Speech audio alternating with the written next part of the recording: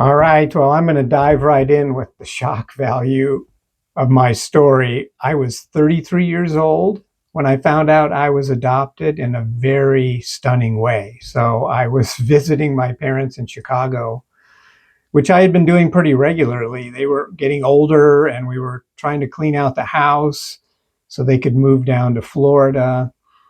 And so this was one of those long weekends where I'd travel back and help out. And I'm in the basement of this old house and I'm digging through an old filing cabinet and I find old file folders with my name on it and then the word adoption in capital letters. And I'm like, you gotta be kidding me. How is this possible?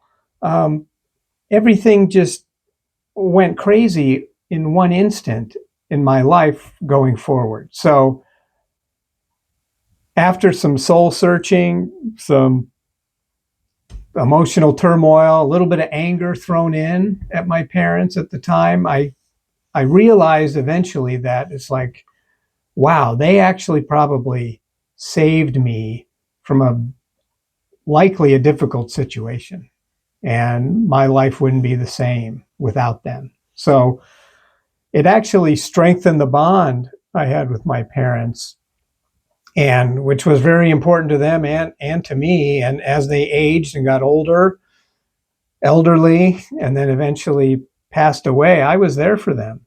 And it was important to be there for them after what they had done for me. So then fast forward 24 years and I find my birth mother. I'm 57 years old and I'm talking to her on the phone for the very first time. And she says to me, well, it's not that nobody knows about this. I married your birth father a couple years later, and we have 3 kids, and we're still together. So this is the last thing I expected out of a successful search, was to find both my birth parents still together, nearing 80 years old, and I've got 3 full-blood siblings on top of it. So just craziness. So anyway, that's the basics of what's occurred to me over these years. And this channel is going to be about all the stories behind all the events that have occurred over time. So we're going to talk about search efforts. We're going to talk about the reunion, which was pretty amazing. We're going to talk about World War II because that affected both families in this story and indirectly affected me and where I'm at today. We've got the Chicago mob operating in Northern Illinois that's part of all this, if you can believe that. Black market adoptions. I was a black market adoption. What does that mean?